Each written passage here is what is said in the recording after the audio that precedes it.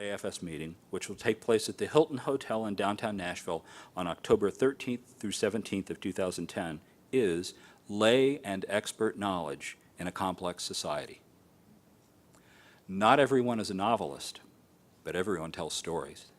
Not everyone is an artist or a theologian, but everyone works to give satisfying order to the material world and the cosmos. Not everyone is a politician, but everyone negotiates power relationships in his or her social milieu. And not everyone is a doctor, but everyone looks after body and soul according to conceptions of health shaped in long-term conversation with other people.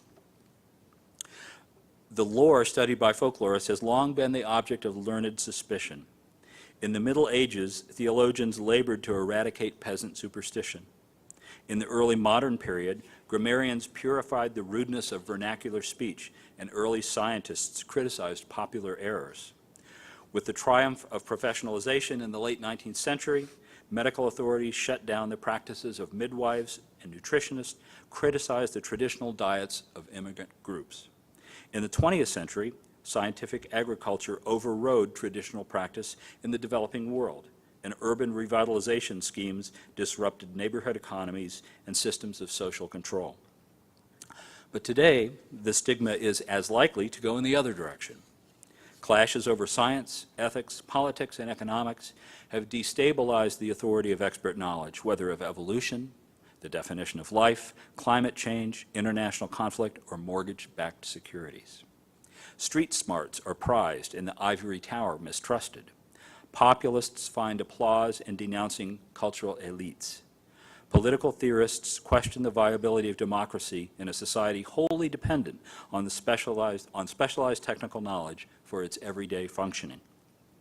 Critics of the failures of modern city planning or agriculture praise the particularistic knowledge embedded in local lifeways and landscapes.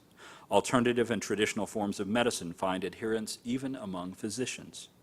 Pharmaceutical companies fight to capture the traditional knowledge of indigenous peoples, while intergovernmental organizations strive to transform it into intellectual property and an instrument of economic development. Since its formal inception in the late 19th century, and in fact since its foundations in the 17th, our field has studied local and lay knowledge, whether of health, nutrition, climate, agriculture, history, or the social order. It has documented and interpreted the ways in which everyday knowledge is constructed and transmitted, the relationship of knowledge to practice, how knowledge is granted authority or brought into question, and how informal knowledge is codified into systems. These issues are of scholarly interest in their own right, but their practical importance is also widely recognized, both by educators trying to impart codified forms of knowledge in the classroom and by professionals obligated to exercise their expertise in a complex social world. For the 2010 annual meeting, the annual meeting committee especially encourages you to propose panels, forums, poster sessions, and media presentations that articulate, challenge, and otherwise engage with these ideas and issues. You'll have the opportunity to present your work in a very interesting location.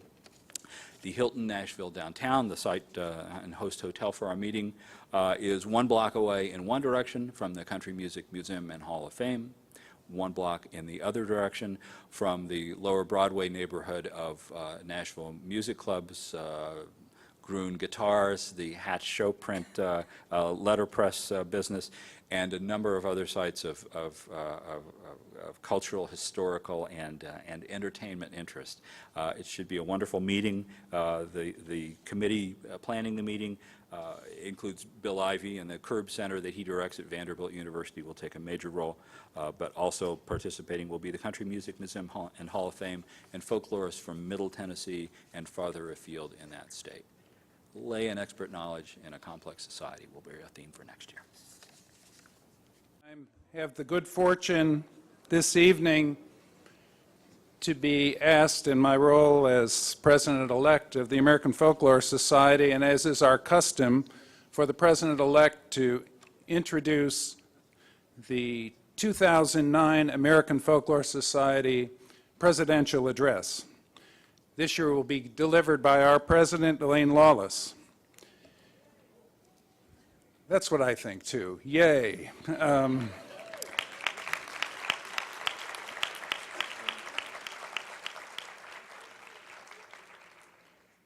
For those of you who know that this tradition, one of the things that comes with the tradition every year is the anxiety of having to do this address every year. So let's make Elaine feel very welcome as friend and colleague.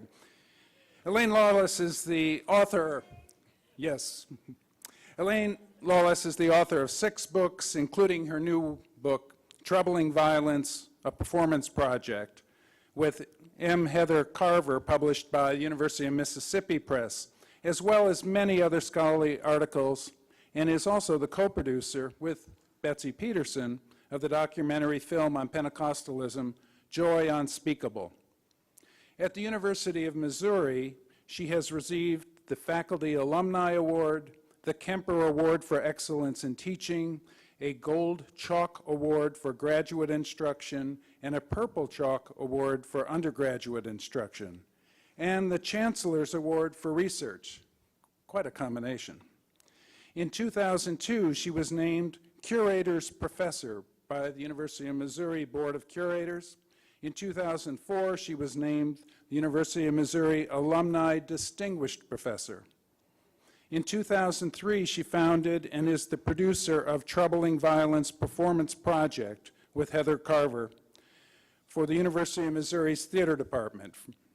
From 2005 to 2008, Dr. Lawless served as the director of the Center for Arts and Humanities, Connolly House, on the University of Missouri campus. Extraordinary of honor and leadership that certainly say a lot about our field and leadership in our field. I also would like to just point out for those of you who don't know it that she did receive her PhD from Indiana University in 1982. The last day or so, I've been reflecting on what to say and trying to be brief, particularly as our program is running a bit long. But I did want to say that, on a personal level, that for those of us who've been on the board, and Tim spoke to this a moment ago, Elaine is an extraordinary individual. She makes everyone who comes in contact with her feel welcomed and embraced warmly. She encouraged open dialogue, everybody's voice counted, and she nurtured a climate of which we all would be proud. And in addition to that, I asked her last night over a glass of wine, I said, what do you really want our society to know? If you had one message you would like to say and have people leave with. And I think what she chose to say says a lot about Elaine. She said, my legacy will not be my scholarship, although I'm proud of that. And my legacy will not be all the people maybe who I've come in contact and my colleagues, which I treasure. But what she said, my legacy, I want it to be my students. Please join me in a warm welcome for our president, Elaine Lawless.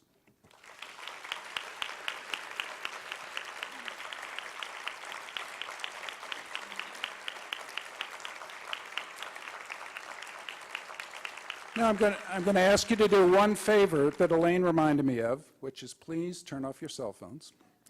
And also join me in supporting her as she shares with us Folklore as a map of the world, rejecting home as a failure of the imagination. Elaine Lawless.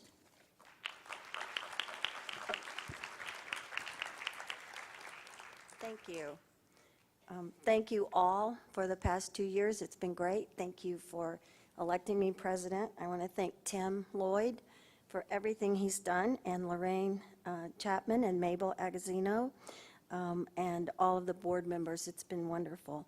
I also want to mention and acknowledge the wonderful Betsy Peterson, who's been with me through this journey of being a folklorist about as long as anybody, and also she told me if I didn't mention her, I was dead meat.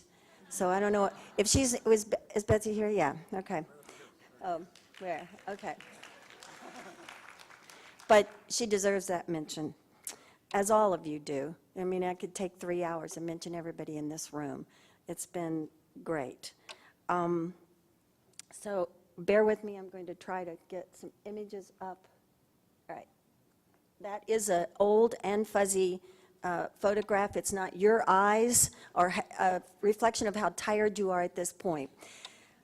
I have worked on this speech all year. I'm not sure I'm that nervous about it, but at this point, I want us all to relax a little bit. I don't want to skip half of this speech because we're running behind. I want to share with you what I've been working on, and I hope you can just relax into this and enjoy this in the spirit in which I've written it. It's an extremely personal speech for me. I didn't think I needed to do another sort of scholarly thing for this, and so I'm sort of trusting. I'm trying to do what Diane Goldstein is asking us to do, which is to sort of come clean with who we are as folklorists. So I hope you'll bear with me. I did choose this, Folklore as a Map of the World, Rejecting Home as a Failure of the Imagination, as the title. Last year at these meetings, I was honored to have the privilege of inviting Ruth Behar to give the presidential plenary address.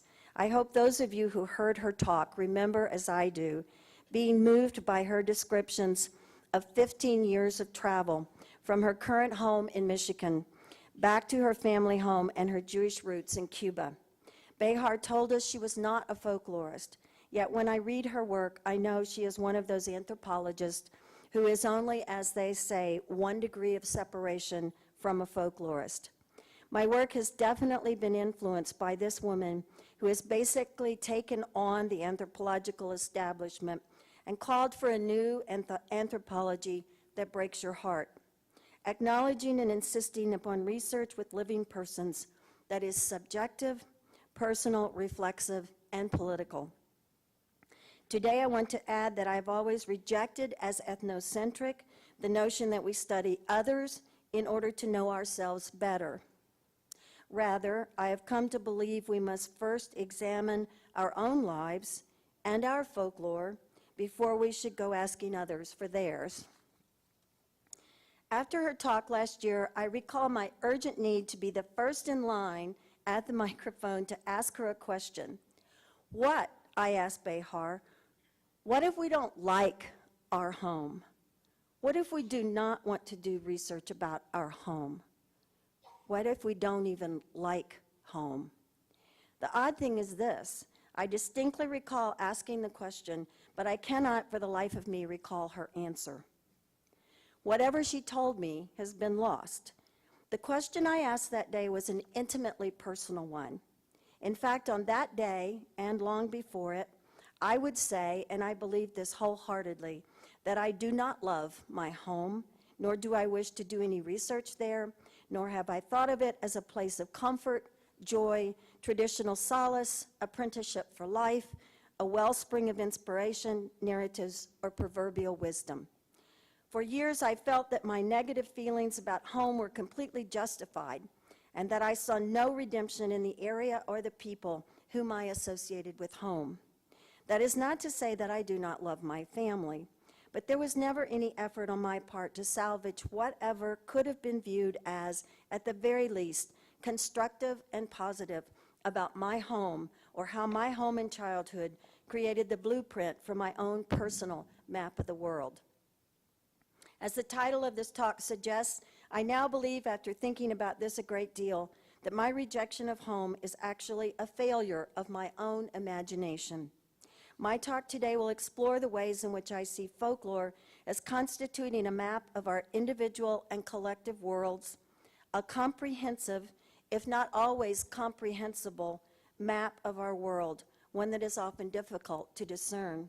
I have taken the approach that I need to recover the various aspects of the maps that my home offered to me, noting first their existence, then their utility, and finally, by extension, my personal project has become a way for me to rethink folklore as an enterprise.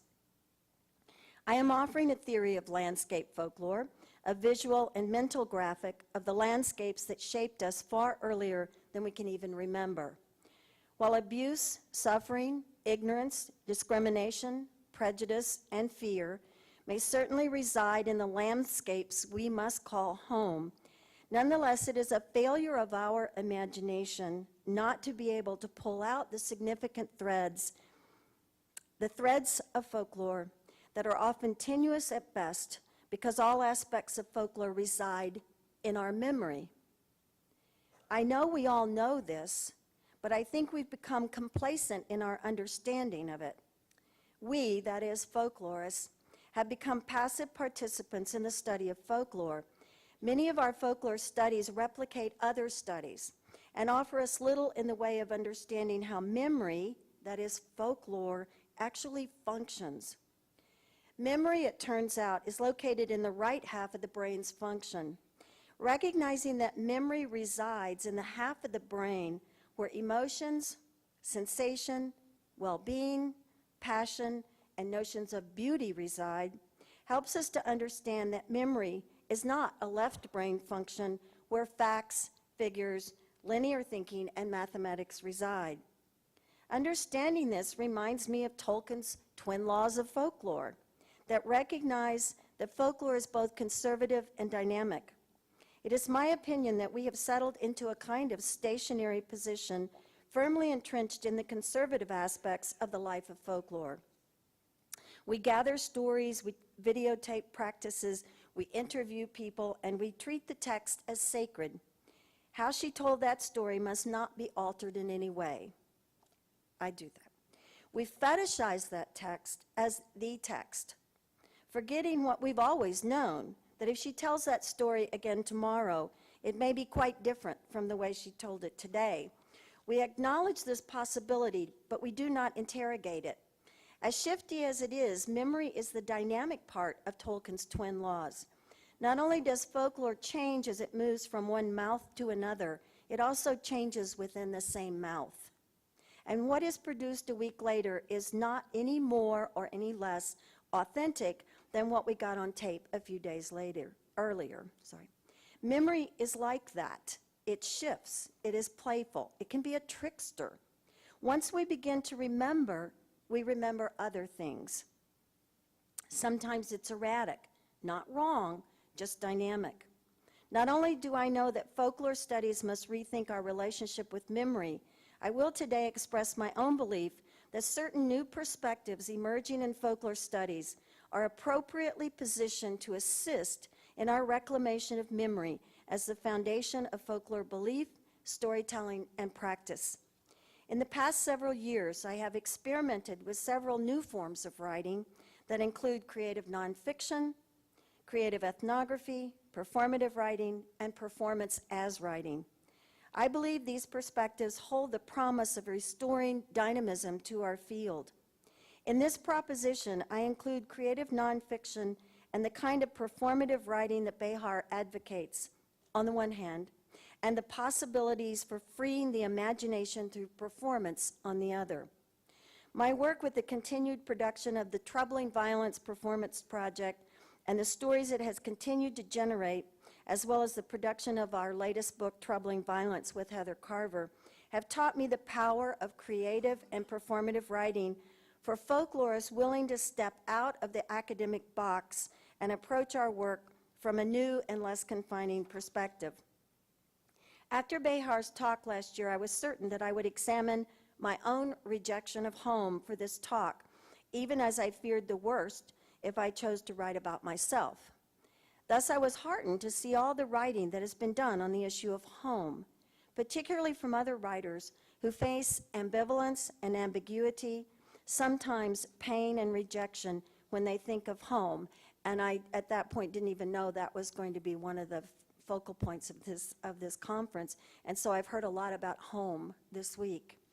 Alice Walker reminds us that folklore can sometimes warn us about the ways in which we do not want to behave, replicating generations of abuse, intolerance, hatred, and strife. In her now often anthologized essay, Still Life, Kathleen Stewart writes that home is itself an amalgamation of still lifes, those images and objects of consumption that construct home as a site of unattainable desire, and that also suggests the potential terror of home.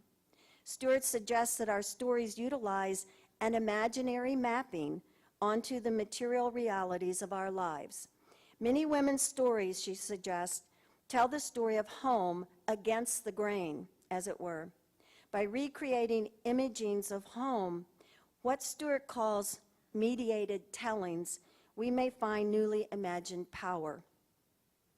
Similarly, in her collection of essays entitled Women on the Verge of Home, Belinda Straight talks about the latest turn in anthropology in which scholars are turning inward and doing more homework than field work, and all that this juncture implies for that field and ours, especially for those who study, perhaps even more than those they study. Ruth Behar wrote the foreword to Straight's book. Many of us, she writes, are unsure about where home is or what it is. Others are critical of the home they come from and seek the purifying ritual of unsettling themselves. Doing homework becomes a wrenching exercise that often reveals more sorrows than joys. The positive side of this work, this is still Behar, is that it pushes the ethnographer to write in ways that challenge conventional forms of academic expression. The literature on home right now is in fact overwhelming. Sociologists, communication scholars, anthropologists, oral historians, folklorists, geographers, historians are all writing about the complex relationships we have with home and how we might negotiate our relationship with home in more effective ways. Most of these studies wind up talking about home and identity. Nigel Rapport and Andrew Dawson write about, quote, perceptions of home in a world of movement. Home, they say, can be understood in terms of actual physical motion around the globe and also as an imagination. Home, they continue, is a hybrid. It's both here and there, an amalgam, a pastiche, a performance. And in a reactionary refusing of the multiplicity of home, this is still them, there lies the possibility for invented primordial places for which one is perhaps willing to kill or die. Rather than taking this home stance, these writers call for home as a discourse of the local, concluding home is where one best knows oneself. And Carol Stack, years ago, writing about African Americans returning to their homes in the South, claims, for all of us, in good times and bad, the image of home is multi-layered and the notion of return is unsettling. I might add to this conversation that home is where one best knows oneself, either in our belonging to that home or as a reflection of our reason for leaving.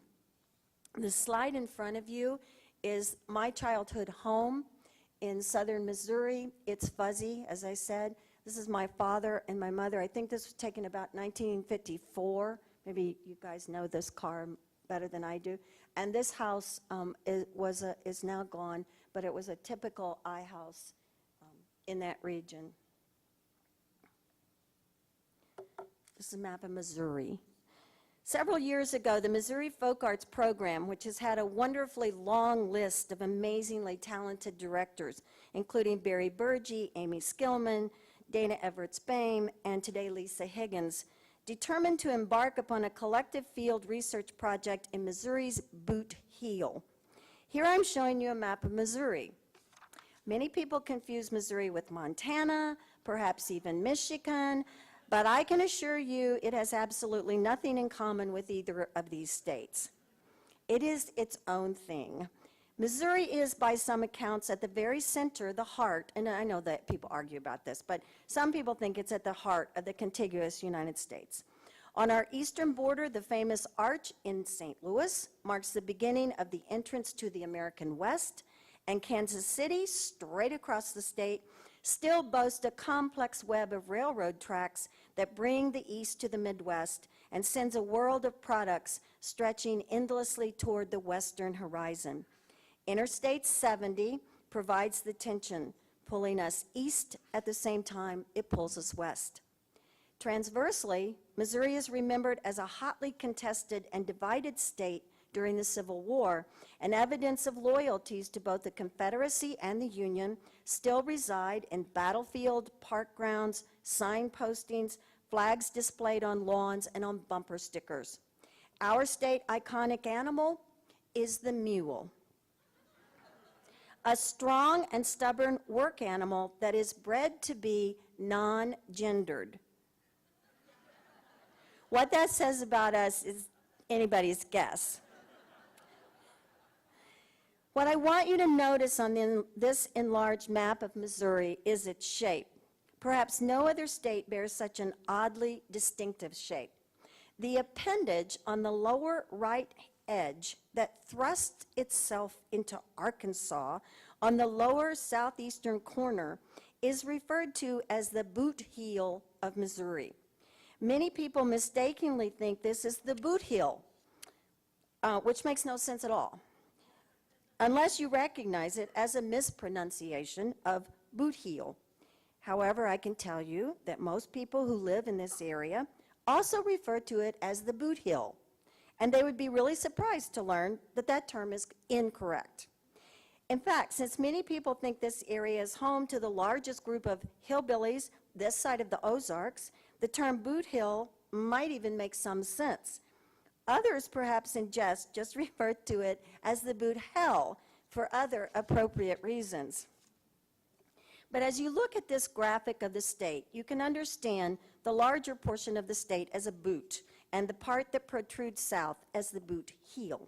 This area of Missouri has the highest poverty rates among both poor whites and poor blacks, and increasingly poor Hispanics. It has the highest unemployment rate in the state, the highest infant mortality rate, has one of the highest crime rates in the state, has the fewest doctors, and is often referred to as the armpit of the Midwest.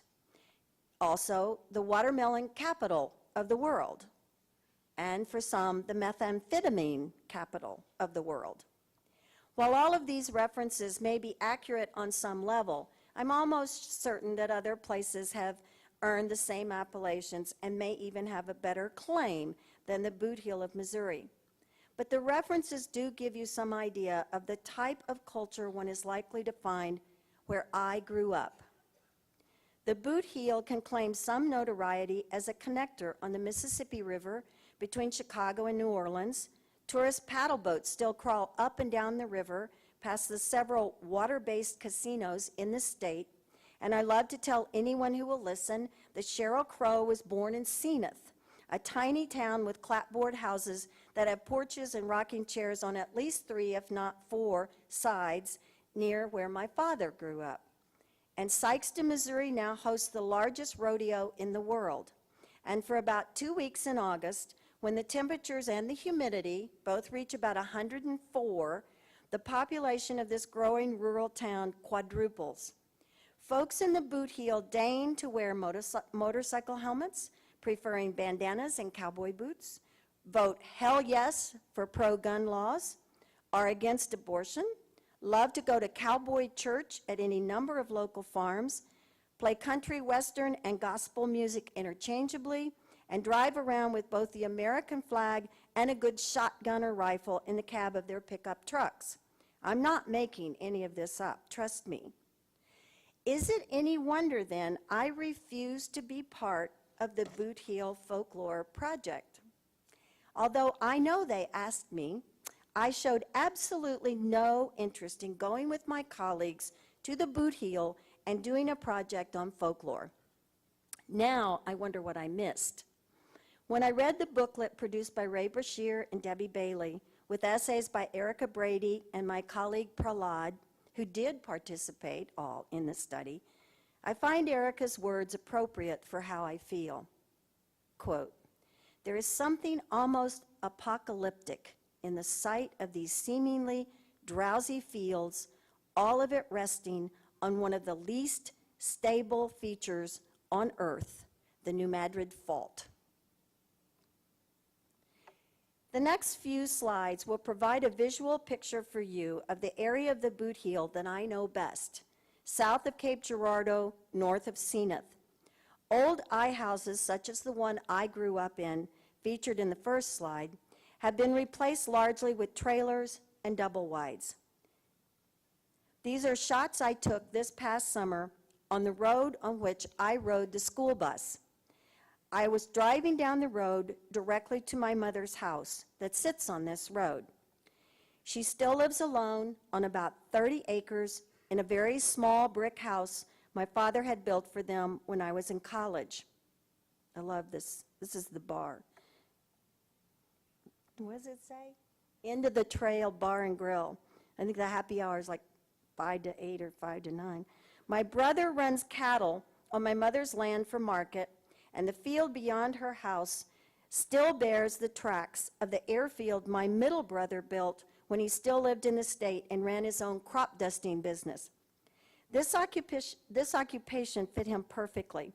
He was a strutting cowboy boot kind of guy who owned guns, chased women, drank like a fish, and loved to fly airplanes below the highline wires between the vast, flat fields that grew cotton, beans, and winter wheat as far as the eye could see. He was, as my other brother would claim without much affection, a real hot dog. My map of the world includes long, long rows of cotton and beans, rows that stand a good 2 feet apart where your feet stand at the beginning of the row, but run together in that optical illusion that makes them connect at the same point far into the distance. These rows were clean of all weeds because my brothers and I spent every day out there working with field hoes to the end of those endless rows before turning back to the next one. One of my friends, my spiritual advisor in fact, tells me that's why I'm so driven to work and why I can't take a rest. She says, you can't just stop in the middle of a row. You must keep going to the end, take a breath, then keep hoeing toward the other horizon. Only darkness brought us out of the fields, weary, dirty, and hungry, knowing tomorrow would be exactly like today. These days, there are fewer and fewer cotton fields in Missouri, but the fields are full of corn and soybeans, sorghum, and winter wheat. Many acres are also now planted in potatoes, not by local farmers, but by large potato corporations from Wisconsin and Minnesota. And they bring their own laborers to the Bootheel rather than hiring the young people who are in dire need of employment in this fading economy.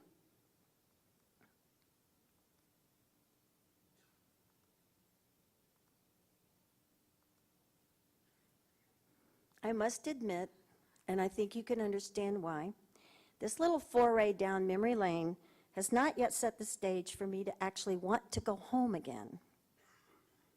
But there have been some writers who have helped me locate strategies for discovering the folklore that helps to create my map of the world and imagine it differently.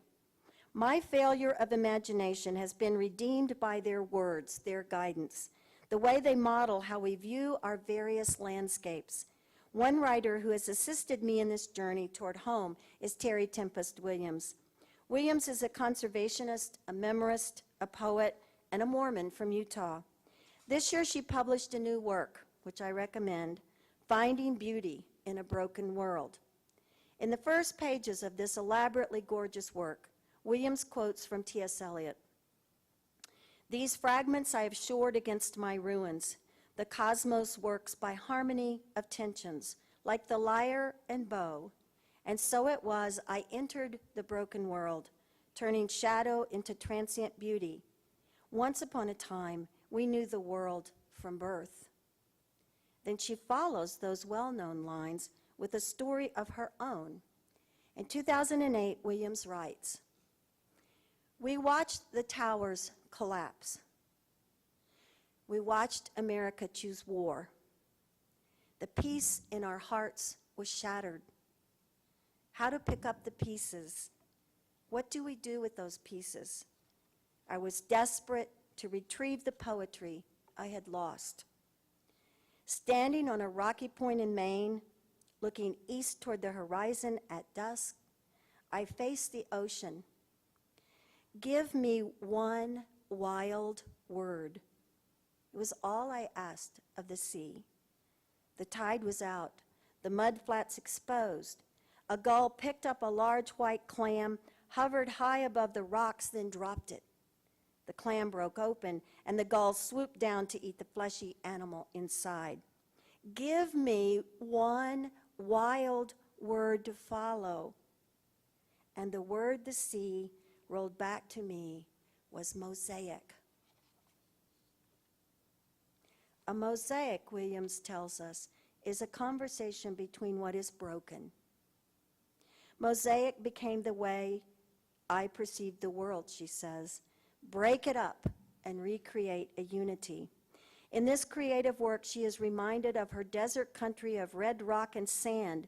She invokes prayers to home, even as she works the tiny slivers of glass to recreate and create mosaics in a tradition that has existed for centuries.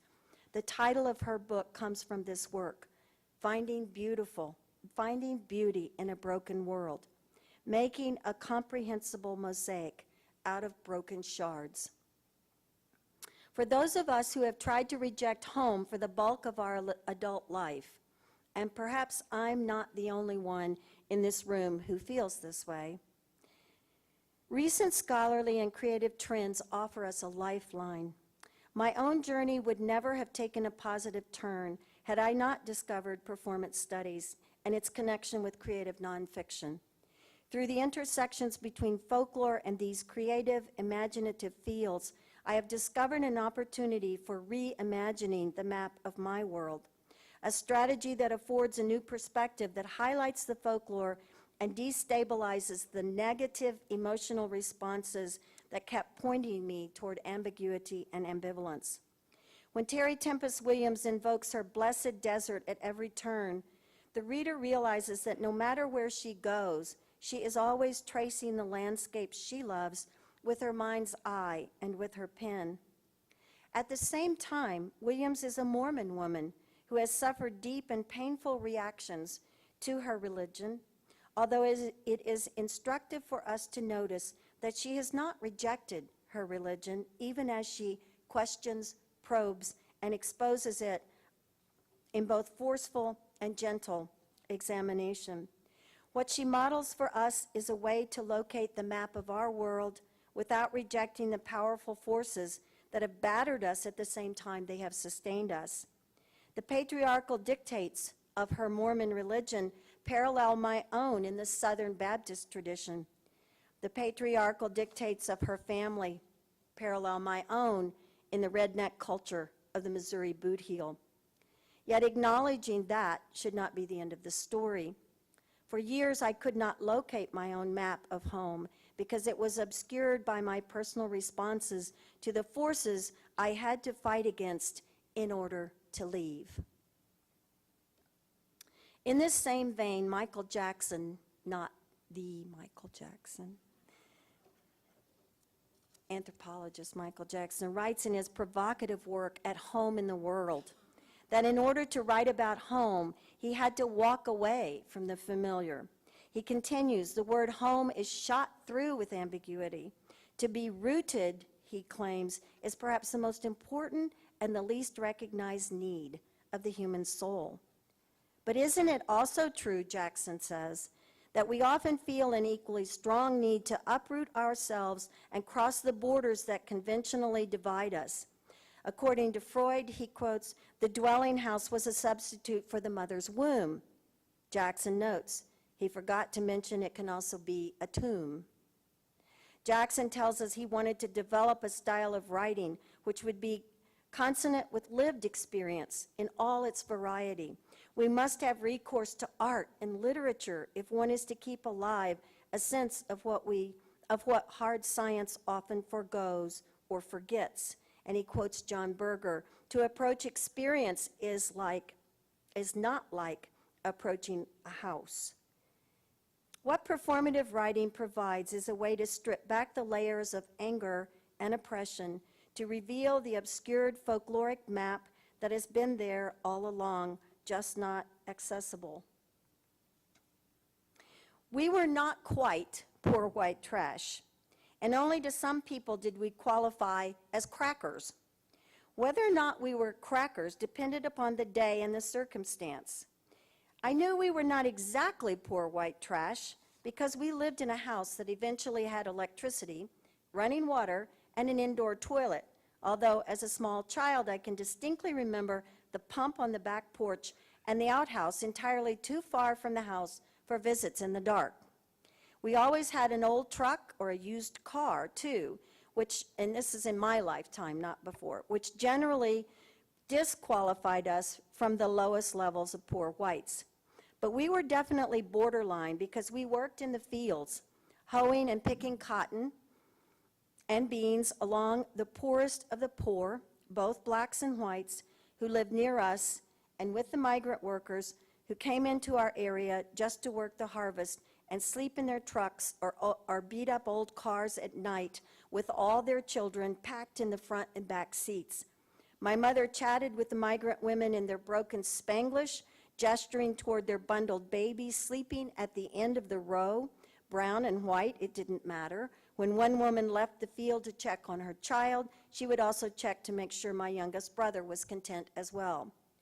Although migrant men worked in the fields alongside the women and older children, including myself and my middle and older brothers, my father rarely joined us in the field.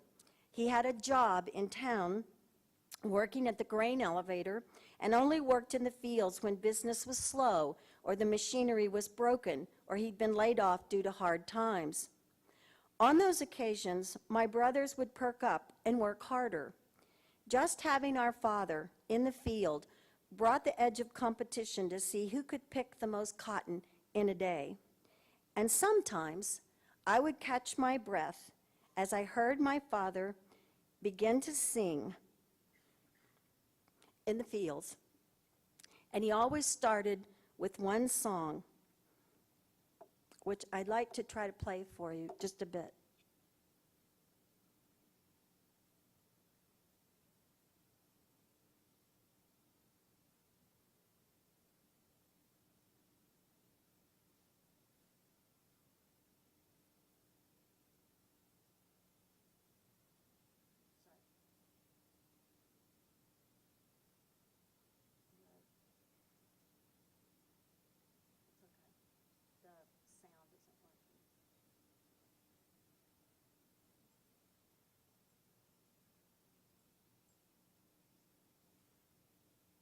Okay, I can talk about it. I wish I could sing it. I did. Sorry, I hate that when that happens. I apologize. Sing? No. I did that last. I got in big trouble. Big trouble. It was odd to me that my father chose this song. I knew it as Life's Evening Sun, and I know now that it has another name, A Beautiful Life. And what strikes me as very odd is that it's not a song about living, it's a song about death. And if you know some of the words, life's evening sun is sinking low, a few more days, and I must go to meet the deeds that I have done, where there will be no setting sun. Those days, our father was a deacon in the church, a respected man who sang in the all-male choir. Wednesday evenings after church, the men would come to our house and sit in the living room and practice their songs while my mother quietly provided iced tea or lemonade for them. She knew, as we did, never to speak or interrupt this sacred time. The men were practicing to sing for God, but we could definitely listen. So when I would hear a hum from my father, who was always ahead of us in the rows of cotton, I would strain to pick faster and get closer so I could hear what he was going to sing. I had favorites that can still give me chills or bring tears to my eyes. The words, the singing were magical in the late hot fields. My mother, lagging behind, would hum along with my father, and my brothers sometimes tried to carry the role of the other men with the repeated lines and the harmony, their boys' voices sounding ridiculously high, but nevertheless effective, as we pulled our cotton sacks up to the scales to weigh in for the last time of the day. As we drove home, my brothers and I sat in the back of the truck, facing backwards, and watched the farmer who owned the land get into the huge cotton truck and slowly pull it down the lane, heading into the twilight to the gin, where he would unload the day's yield and get his pay for the fluffy white stuff in the back that weighed far more than it looked like it would. Tomorrow, he would shell out our meager earnings, $1.65 for every 100 pounds we picked and weighed next to the truck. That money bought our school clothes, our books, our shoes for the fall term. My mother and I made all my dresses, skirts, blouses with fabrics we bought at Woolworths in town and patterns she cut from old newspapers. My mother still uses the same Singer sewing machine that my father bought when I was born. This is a photograph of my parents on their wedding day. To anyone who asks, I generally say my father was a mean, abusive alcoholic who I now realize probably suffered from traumatic stress disorder after World War II. He got absolutely no assistance for this condition, so he spent the rest of his life hurt, fearful, angry, bitter, and confused. Those moments in the fields were rare and should be preserved in my imagination. I recognize that now. I search in my mind for the backstory of my father's story. I've always heard that his father was a mean, abusive man. The young James Lawless was ready to leave home at a very young age, the youngest of 9 children. He and my mother were 16 and 17 when they were married by a traveling preacher on the front lawn of her parents' house with many of her sisters and her only brother in attendance, whether in the flesh or in her mother's womb. The story about all those kids is that Grandpa Charlie would say, we're just going to keep trying this till Irma gets it right. He needed boys to help him on the farm. So it's no surprise that my mother was equally eager to get married and leave when my father proposed. Apparently, my father had neglected to tell my mother that he had lied about his age in order to enlist, and no sooner than they had moved to St. Louis, he left for the war. He spent 4 years hiding under the ocean surface in a submarine, cautious not to make a sound, he would say, because they could hear even a pin drop. When he returned, he quickly moved my mother right out of the city and brought her back to the farm where he best knew himself and could do what he knew how to do, which was farm. And my mother did the only thing she knew how to do, help him and raise children. But he had terrible nightmares and would yell out in the night. Other times, he would tell us how one of his buddies went nuts down there and had to be silenced in a straitjacket. But rather than just accept for those fragments, he rarely talked about those years on the submarine. But recently, working on this paper, I remembered how he had totally shocked us once, a really long time ago, telling us that he was the ship's cook on the submarine. We'd never seen our father in the kitchen. He never cooked, he never washed dishes, yet with some amusement on his face, he told us he was the cook. And he had a great big tall, and he gestured with his hands like this, chef's hat. They taught him how to make stews and biscuits for the men and chili. He said he was the best cook they ever had. Again, much to our complete surprise.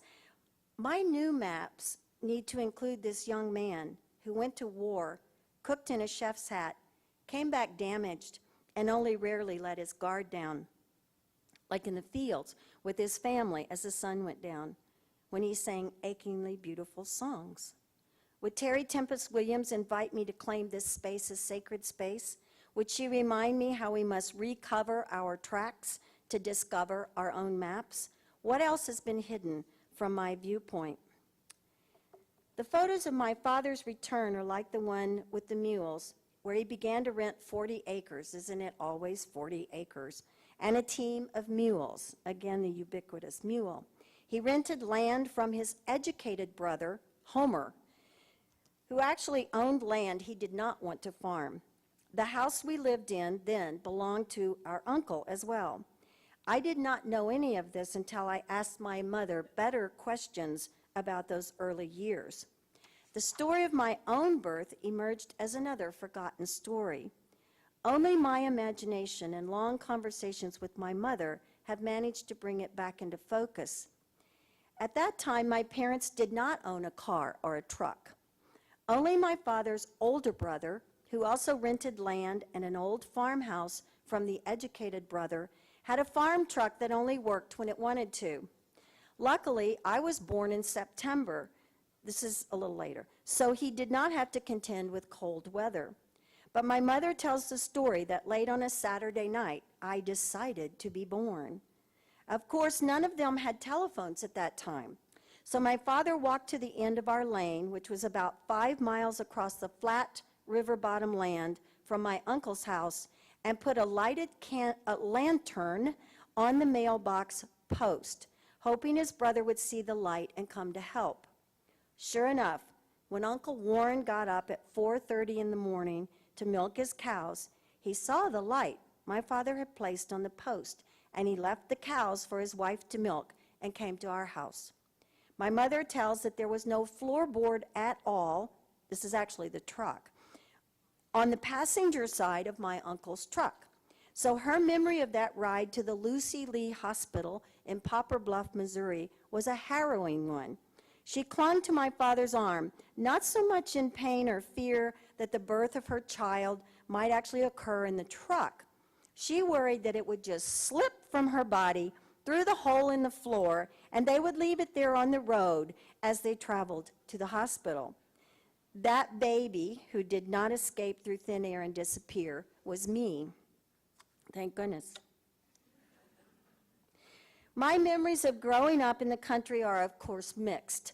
We moved from our rented farm near Miner's Switch and moved into our own 240 acres, and Dad bought a John Deere tractor, probably all alone from Uncle Homer. I loved to watch for the yellow school bus from my upstairs window.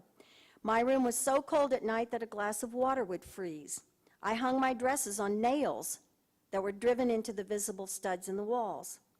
I remember sitting next to one particular boy all through grade school, my boyfriend, a good but quiet Pentecostal boy, not anything like the other Pentecostal boy who would preach on our bus to and from school every single day.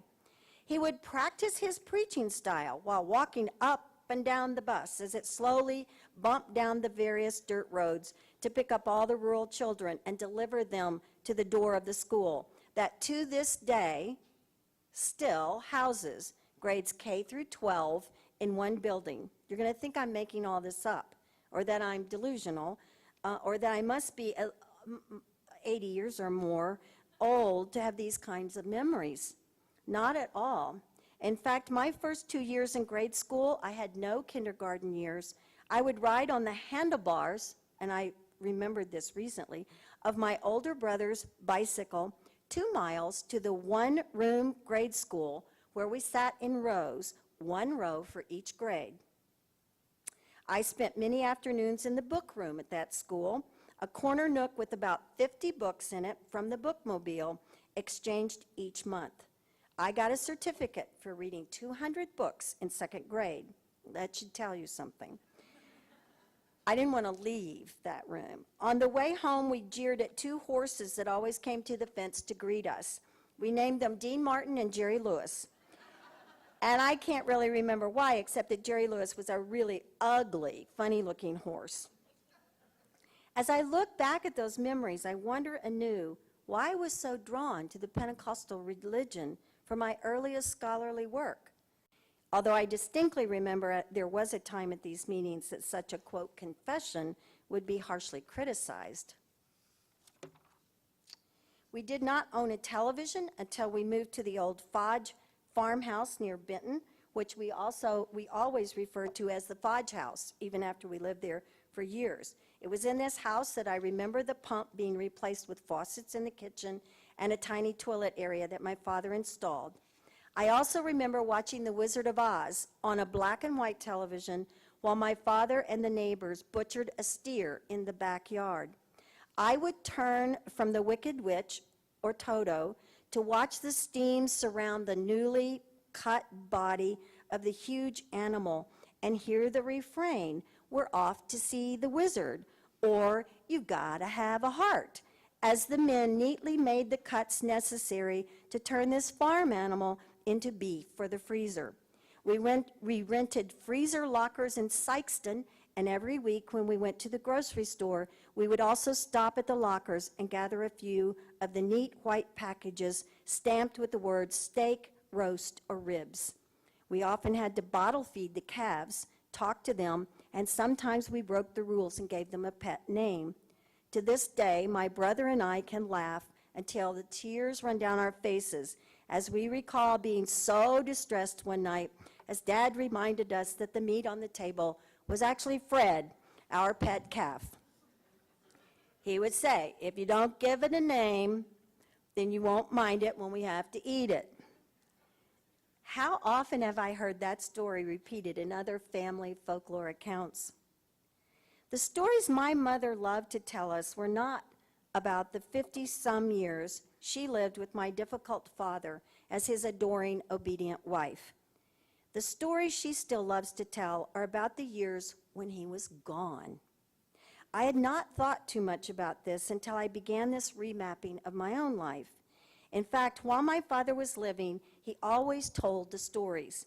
If there was a story to tell, even if my mother thought of it first, she would always turn to my father and say gently, James, you tell that story. You tell it so well. I know now this too is a typical gendered storytelling performance, and of course he always complied, and she never told the stories.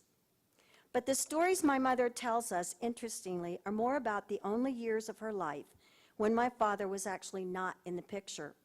Her response reminds me of Straight's claim that in their stories, women, quote, engage in making themselves subjects of their own stories that actually include critically evaluating the promises of home and imagining it as a space they have a claim to. Women's stories are sensitive to the importance of storytelling for individuals as a means of the everyday creation and justification of self, community, and world. On tape, my mother has retold these stories that I've always heard her tell about how she and the little boy, she never called him by his name. She would always refer to him as the little boy. The little boy and I would walk up and down the sidewalks in St. Louis, trying to find a flat to rent after James left. The little boy would begin to cry because he was so tired of walking, so finally, we would find our way back to my sister Ruth's apartment for yet another night's stay. Finally, I found a place that would take a war wife with a child. Many places, you know, during the war would not rent to women with children. I got this place in exchange for cleaning the foyer and collecting the rent every week. My mother would tell this story with so much pride.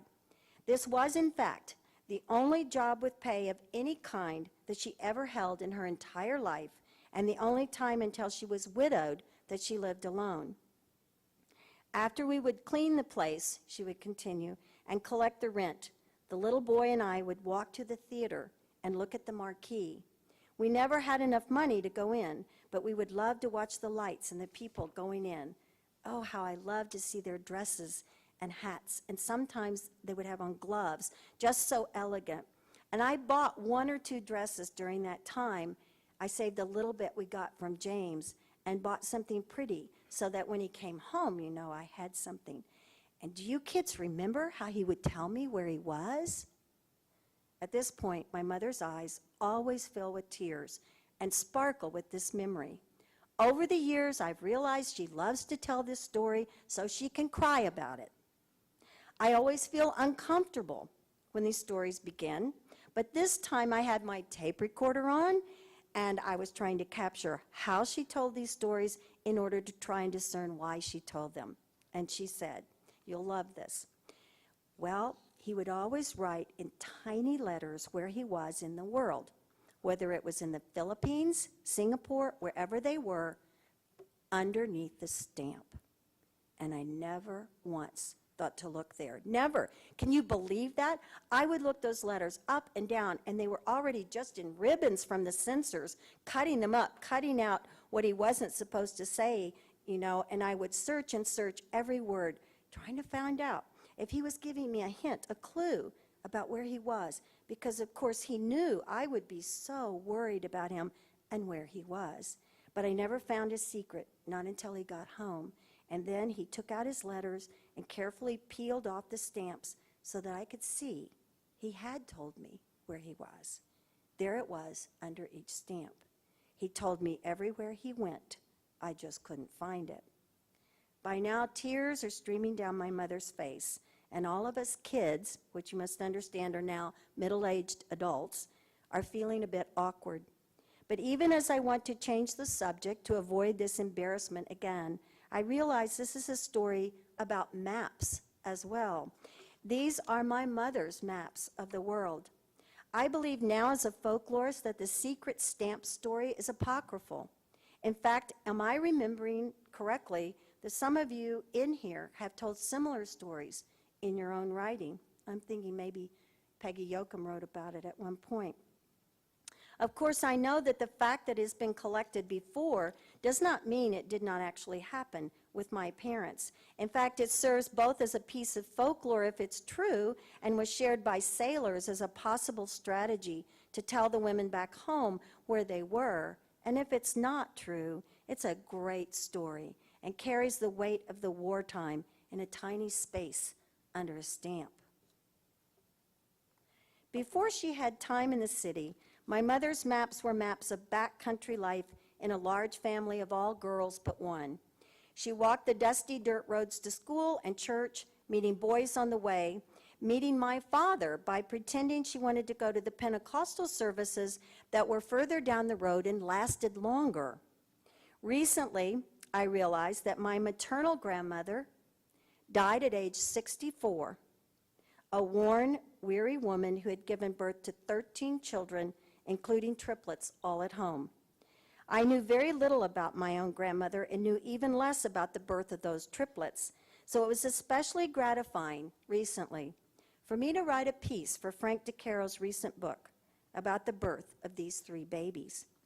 Writing this story from my mother's point of view gave me an advantage in recreating what must have been a momentous occasion in the life of her family.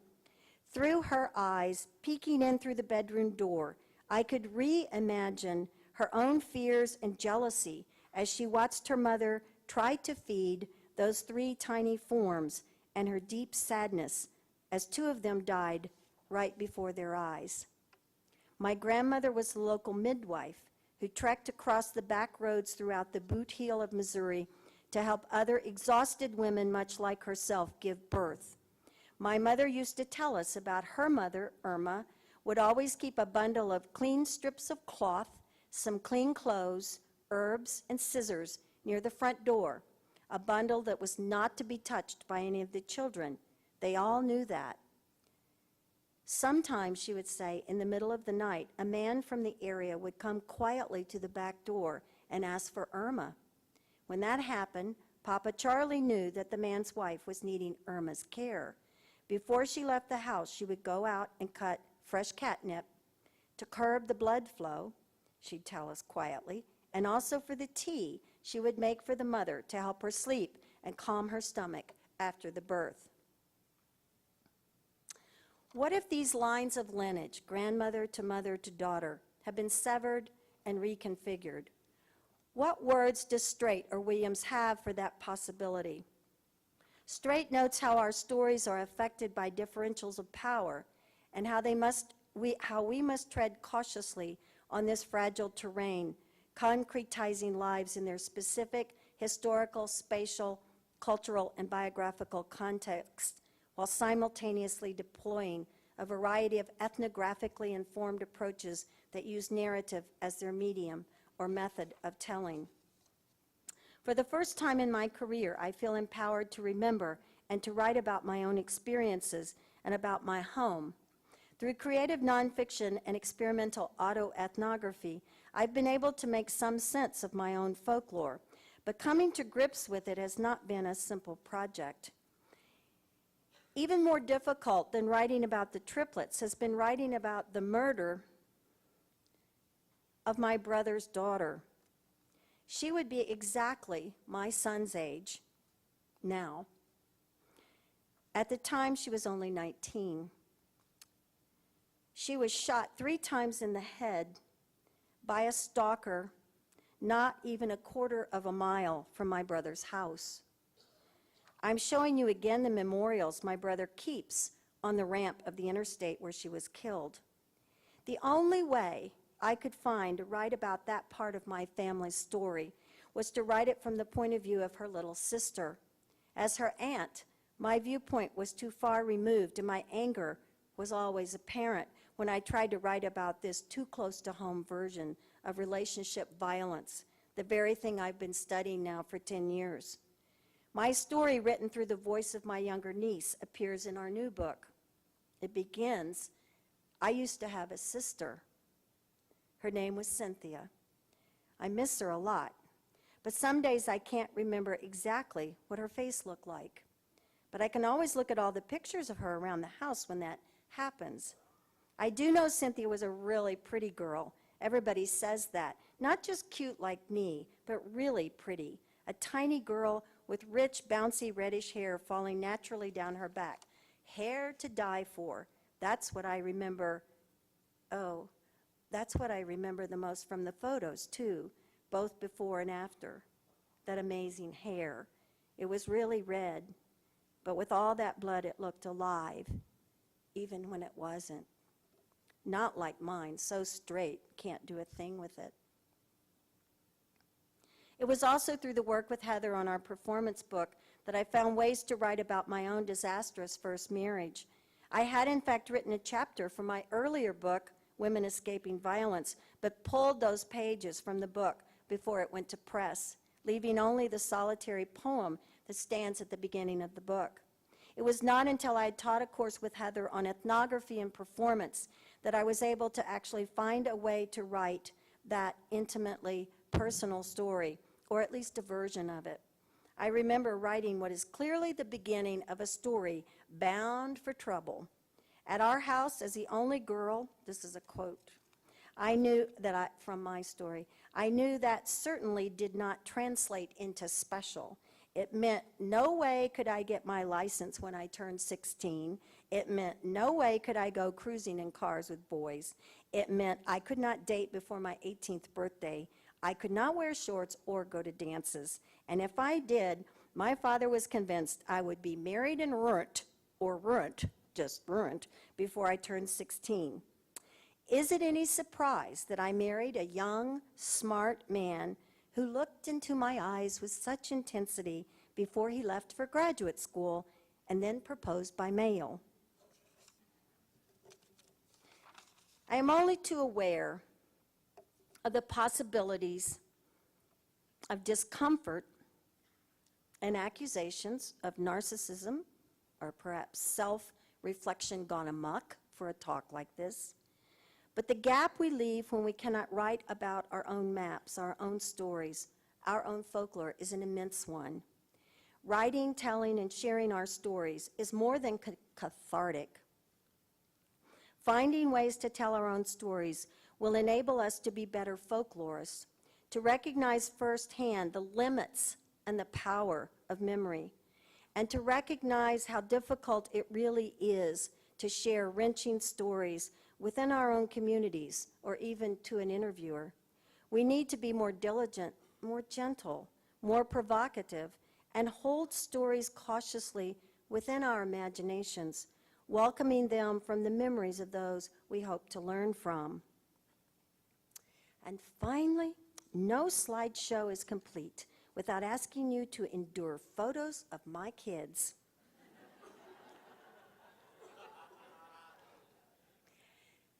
Actually, this is Kate, our adopted daughter.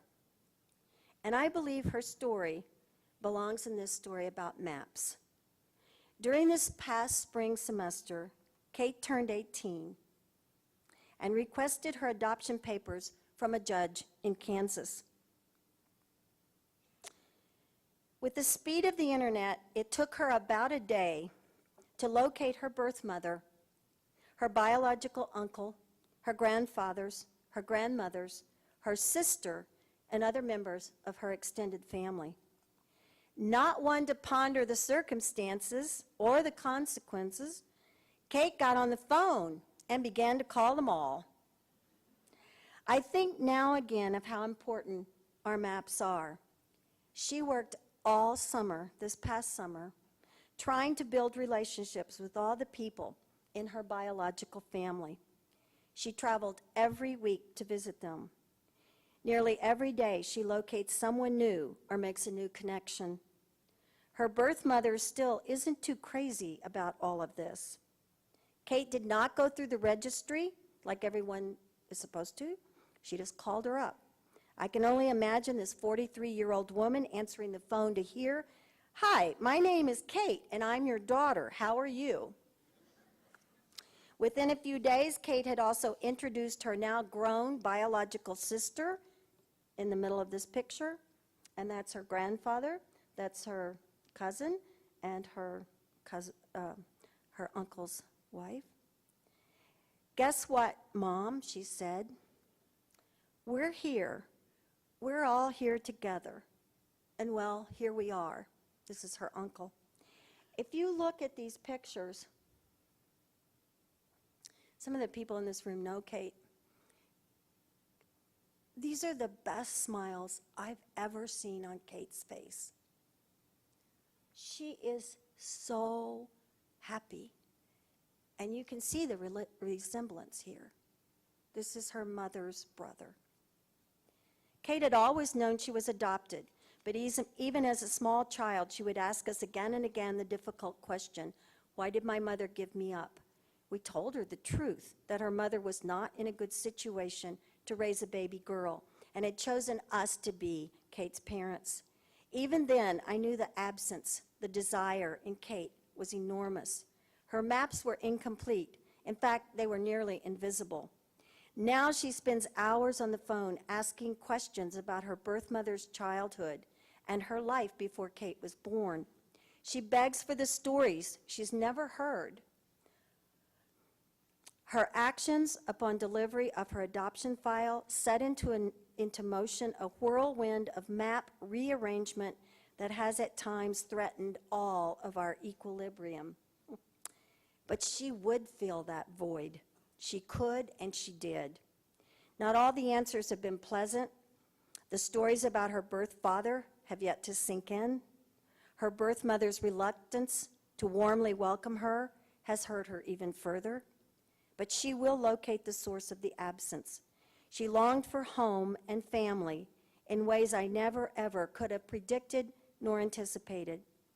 She says it feels right to be with them, to hear their stories, to curl up and ask Grandpa about his childhood, where he lived, to hear about her uncle's escapades, about her birth mother's talents and disappointments. Kate is making her own maps now, recreating herself out of fragments of her lost story. The ones we created for her were simply not enough because she knew there was more. But she never forgot for 1 minute that somewhere out there was a map of her world. She just had to find it and follow it where it led her. I return again to Williams' wild word, mosaic. Can the pieces of this girl's life somehow be put back together to help her make sense of who she is now? Her life with us is only one tiny aspect of the mosaic that makes up her complicated life. What will her map of the world look like as she makes sense of it? Will she be able to use these new maps to avoid being a fragmented adult? I don't know. But I do believe that through the folklore of both of her homes and her now greatly extended family, she may be able to create a new thing of beauty, her own life, a new mosaic that can stand alongside the one we built with and for her. My maps and Kate's are perhaps substantially different from each of your own. Some of you hold in your bones similar maps of rural landscapes, or perhaps you hold urban maps of streets and parks, famous theaters, shady streets, nightclubs, hometowns, brownstones, short trips to the countryside, the mountains, or the beach. Some of your maps in this country are embellished with parallel maps in the old country where you seek connection and solace. I know folklore resides in our cultural, communal, and familial maps. I know it shares space with music, with objects, with stones, water, and the earth. More than that, I know folklore is constitutive of those maps. By that, I mean folklore constitutes the bones, the sinews, the joints, the muscles of our maps. Folklore holds the stories of the often hidden or forgotten places. Folklore reminds us how love can survive even in the midst of harsh realities and abusive relationships. Folklore keeps us sane, when in reality we really ought to be, if not mildly dysfunctional, totally adrift in a confusing world that is changing fast and becoming flatter by the day. Folklore is our anchor. It pulls us back to forms and patterns that organize our thinking and our actions through practice, performance, and memory. I thought it might be interesting to admit that I live in Missouri these days, although not in the Bootheel, would never go back to that, on 10 acres that looks very much like the landscapes of my childhood. This terrain soothes my soul. Go figure. Folklore has come into its own as a discipline, allied with other disciplines, in a quest for understanding both connection and the threats of disruption. I think of how Williams hopes her mosaics can repair a broken world. In that vein, folklore studies reminds us to do our own homework to repair our own broken worlds, locating our maps in order to discover where we've been and where we are going may be an important first step toward understanding the maps of those we study. I have come to this important exercise late in my career. There's really nothing I can do about that except acknowledge the failure of my own imagination and how that may have hampered my studies and blinded my ability to discover aspects I simply was not creative enough to notice and certainly not imaginative enough to tell. Thank you.